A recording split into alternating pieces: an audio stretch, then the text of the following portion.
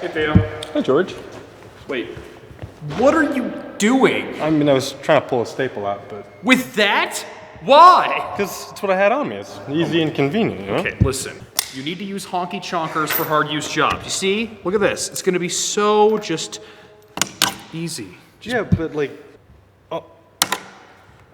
Easy. I mean, it's a little harder, but... All right. Let's settle this right now with the field test.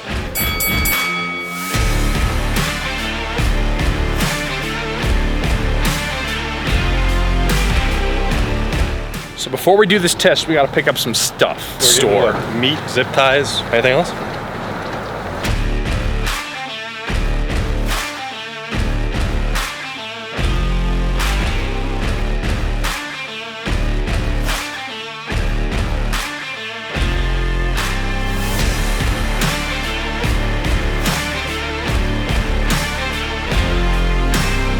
Welcome to Blade HQ, everybody. Today we are in the outdoors and we're with Theo. Hey, George. And we're gonna settle this. We're gonna see if the thick and heavy EDC knives can do hard tasks better than the lightweights. What do you think? I think a lot of people don't give the credit to lighter weight EDCs that people really expect. So we're gonna put it to the test. We got a bunch of stuff that you kind of set up, and we're gonna see which can do better. Yeah. Well, first of all, because HR doesn't want to get involved here, here's a pair of gloves. You're gonna need them. Because we got some hard use stuff. First, we're gonna do a common hunting task, especially when it comes to small game, which is what I love to do. By the way, I did not shoot this rabbit, I got it at the Winco. First task, we're gonna cut the legs off of a rabbit. Second task, we're gonna cut through some of the biggest, heaviest zip ties we could find at Home Depot. Alrighty.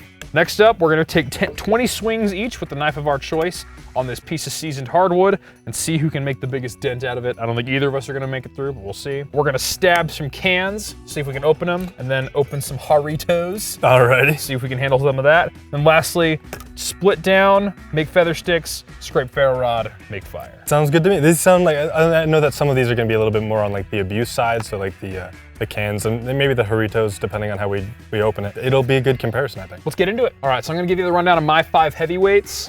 I've got Civivi Conspirator, Benchmade Adamas, Ontario Rat 1, Cold Steel 8015, and Spyderco Manix 2. What you got? All right, I got the regular size Banter, the Iridium from Kershaw, the Spyderco Lightweight Paramilitary 3 or Para 3, Button Lock Pyrite from CJRB, and the Benchmade Bug Out.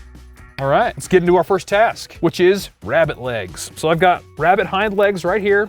Just gonna grab this piece of firewood. We're gonna prop legs up on that, and you gotta just cut through a leg. And I'm gonna start us off, and I'm going to choose, I'll pick Manix for this one. Alrighty. Ready for this? Like nothing. Like butter.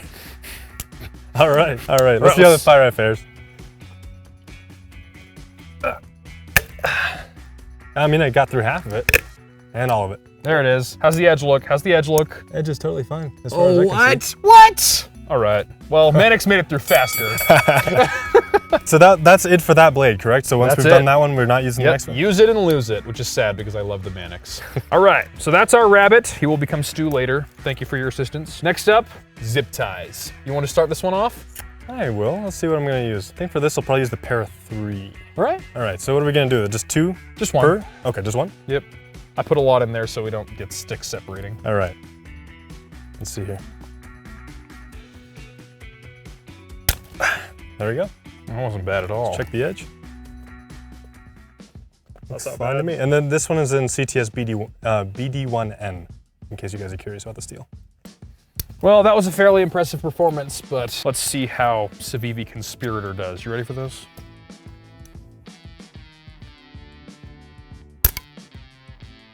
That's a clean cut there. I think you guys need to do another one. Another one? Sounds fair to me. Just fine. We all knew it would, though. There we go, right through. And edge is totally fine. Yeah. And something I would have been a little bit concerned about is just how thin this is, so it didn't seem to bend it at all either or cause any warping. I mean, I guess it is steel after all. That's true. I mean, all right, I'd say right now it's a dead heat. What do you think? I'd say so. I mean, it took me a little bit more to cut through the rabbit leg, but the edge is fine, and the edge is thin on it, so that would have proven something. Well, the next one I think is where the heavyweights are gonna pull ahead. I think you might be right. And that is with, I'm gonna use the crew wear on the Benchmade Adamas. You get 20 chops, see how deep you can get. All right, here we go.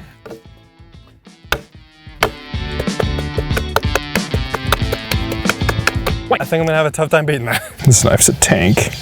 I'll probably have to use the iridium. I mean, we should make clear that none of these are actual choppers. That's true. I just mean this is the only one that has a little bit more weight to it out of the rest of what I've got. All right, but how'd the knife hold up? Oh, the edge looks fine to me. I mean, so is the stick, as you said. Yeah. How's the lock in the action? The lock in the action, let's see here.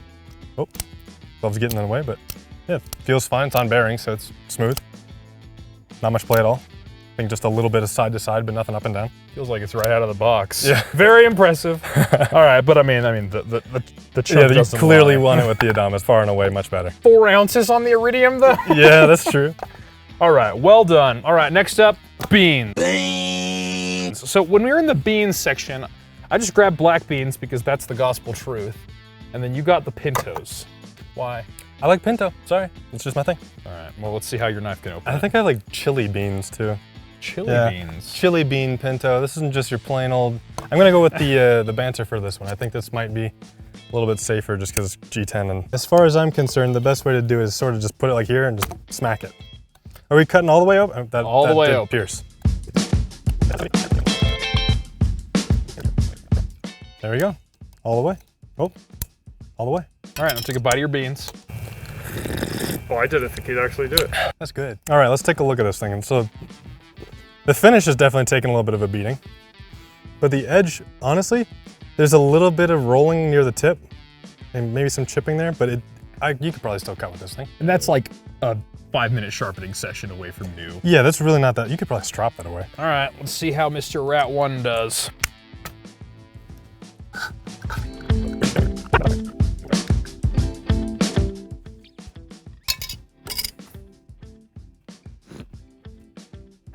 Beanie. See the knife. Out of fair. That edge looks, I mean, it looks a little dull in the belly, but it's not by any stretch ruined. I think it fared about as well as that one did. As much as I'd hate to say it, just for convenience sake, look at how much cleaner his cut is on his can too. Like for me, all those like short punctures, it didn't cleanly get through it. Yeah, but at least yours is still a circle. That's true. All right, well, we've opened cans of beans. I'm thirsty. I'm thirsty. Gotta use that same knife you just used. Crack a Doritos. So for this one, we're using the same knife that we used to open the can.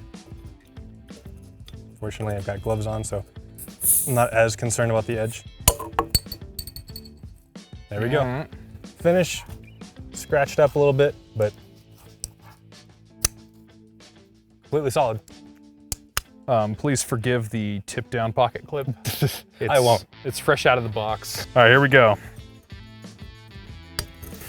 And you can like twist it a little bit as you do it. Okay, here we go. Ready?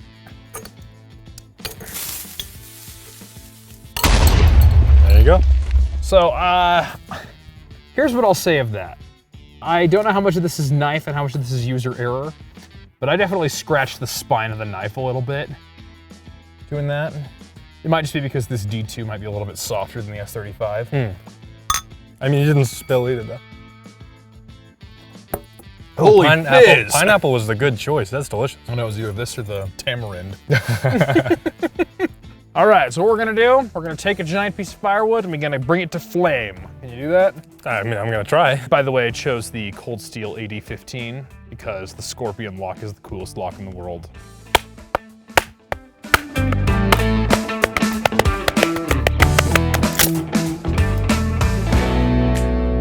I thought for sure the thumb studs were gonna get in the way of that baton right there. I was kind of thinking that myself. I was wondering if it was gonna make it harder to split or if it was gonna make it easier. After a long day of work, I usually go in the backyard and make feather sticks. I'm nowhere near as good as those SE trainers though. You ever seen Patrick Rollins make feather sticks? I have not. The man is a wizard with feather sticks.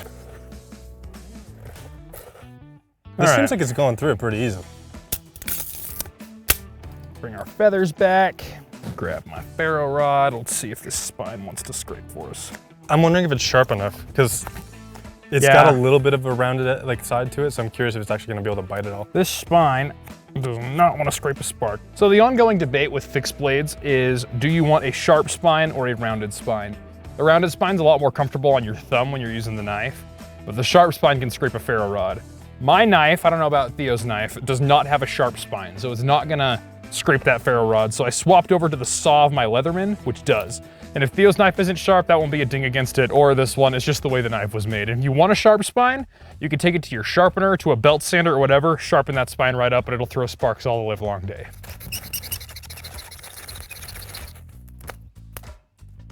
Come on, fire, you can live. Anyway, There you go.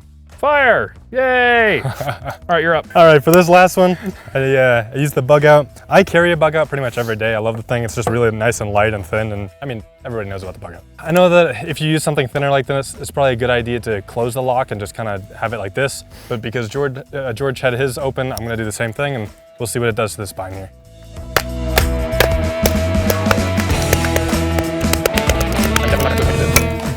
Because that would be... That actually did a really good job. I'm impressed. I'm impressed too. This is still solid. Those thinner blades tend to bite a little deeper, I think. I'm not gonna have as clean and neat as George had, because George has all the practice and I definitely do not. It's all right, buddy. You're gonna set it on fire either way. And this is cutting through pretty smoothly. I don't feel like it's really having a tough time getting through this. I mean, I'm probably not making the appropriate cuts for feather sticks, but in terms of actually cutting through and biting into the wood, doing pretty well. When I was doing it when I was a kid and I used to carve stuff all the time, now I just like carve gnomes in my apartment. Just whittling sticks to go like stick fight my friends back down the street. Think it'll catch a spark? I mean, that's more of your wheelhouse. Let's find out. Here, try your spine first. Yeah, I think that spine might be a little bit sharper than the 80-15, but it's... Oh wow, look at that! I mean, they're going straight up. I don't know. Here, try the saw. Oh my goodness. There we go. Fire! Look at that. You might not have to have the big curls, but you got the flames all the same. This one definitely has a thinner edge than the 80-15. It doesn't, I don't know, maybe it's just thinner than I'm used to, but it doesn't quite want to throw them out in spirals like the other one did. So I guess it probably doesn't make as Instagram friendly of feather sticks, but it does make feather sticks that are plenty flammable. They're not pretty, but they work. I'm very impressed with that bug out, especially in the batoning. Yeah, it went right. I honestly, I kind of expected the lock to fail or something, but it feels solid. Honestly, the only real thing that happened is on the spine after we were just pulling away on the ferro rod, it burned it a little bit, but the edge seems completely fine. So this one had a black coating, and as you can see, I've kind of scraped it up a little bit. Sorry about that. But it definitely held up just fine. You might be able to catch this on the camera earlier, but the thumb studs were getting smashed into the wood, and I thought they were gonna be a problem, but I think they made it easier to split the wood. Like, they just divided it, like as my buddy Aaron over at Gideon's Tactical says, it's just physics. A thicker blade is gonna split the thing better. Yeah. So that thickness is giving you a lot of weight. So you're gonna notice this in your pocket, but it is gonna split a little bit better. But I guess the real question is how many logs do you split every day? Well, there you have it, folks. Heavyweight EDCs are great. But lightweights are tougher than you think. Yeah, so we're just gonna leave this 80-15 and this bug out right here in this park. We'll flash the coordinates on screen. Come and find them. Other than that, see you on the next one.